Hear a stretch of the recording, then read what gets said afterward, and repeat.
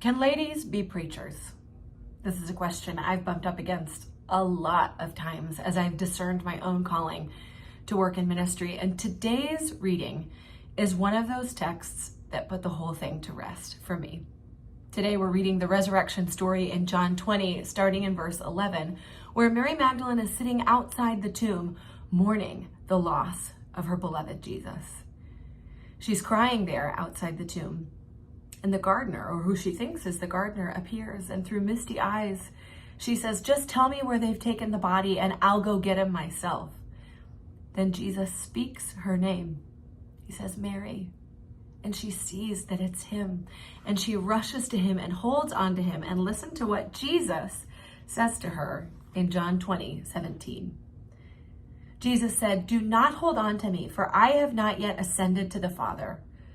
Go instead to my brothers and tell them, I am ascending to my Father and your Father, to my God and your God." Don't hold on to me, but go and tell them. So Mary Magdalene goes. She goes to the disciples with the news and says, "I have seen the Lord." And she told them all he had said to her. Isn't that what preaching is? It's having a real vibrant experience with the risen Lord. Maybe not in bodily form, but you're having some experience with God and then you're going and telling people.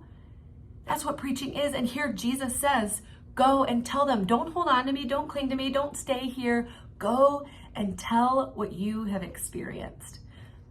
This is what I took out of this passage today. There is so much here in this moment, this tender moment of Jesus with Mary, where he's binding up her grief and giving her this good news.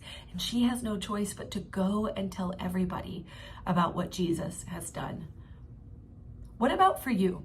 You might not be a preacher by calling, but are you in the practice of going and telling people what Jesus has done for you? Not going and telling them like, you should know this is going to happen, blah, blah, blah. Like not in a heavy-handed way, but just going and telling about your experience, about what God has done in your life. Maybe you're not even used to reflecting on what God has done in your life. So today, read this passage, sit for a moment and think, what has God done in my life? And think about, who can I tell that to in some authentic way, in a way that it makes sense? It's not forced, it's not heavy-handed, it is an authentic outpouring of what you have experienced with God. Don't stay here today. Go and tell people, because people need to hear the story of God's love.